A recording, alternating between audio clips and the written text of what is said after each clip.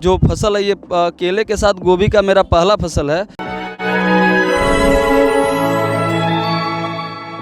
नमस्कार किसान मित्रों, कृषि पिटारा में आप सभी का बहुत बहुत स्वागत है।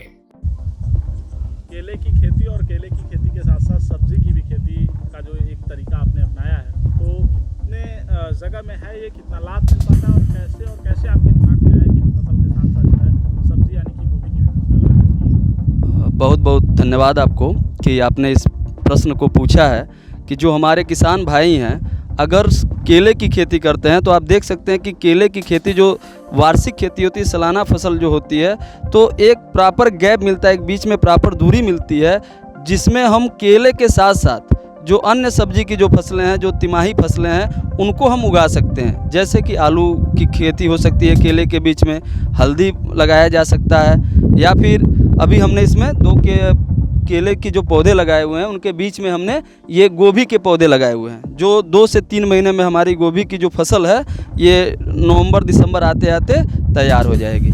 और इस तरह अभी केले की फसल जो हमारी अगले जून जुलाई तक तैयार होगी, उसके पहले हमारी एक फसल जो बीच में है वो गोभी की सब्ज़ी तैयार हो जाएगी, जिसको हम अपने प्रयोग में और मार्केट में भी अच्छे रेट में बेच सकते हैं। इसको आपके दिमाग में कैसे आया, कहाँ आपने देखा था इस तरीके की खेती, तो फिर जाकर के आपने इसकी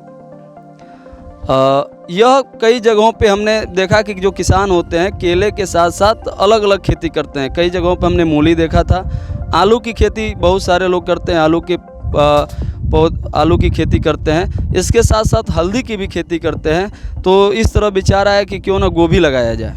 कितने जगह में आपने जो केले और ये इसके साथ जो गोभी की खेती आप कर रहे हैं, कितने जगह में है आपका प्लाट और कितना लागत लग जाता है और कितना अमूमन निकल जाता है? इस बार तो गोभी का जो फसल है ये केले के साथ गोभी का मेरा पहला फसल है। तो अब ये पूरे जो आप देख रहे हैं ये पूरा प्लाट जो है 35 कट्ठा से एबव का है, इसलिए पूरे प्लाट में तो नहीं लगाया गया है, लेकिन कुछ दूरी जो है, कुछ जो इसका हिस्सा है उसमें लगाया गया है।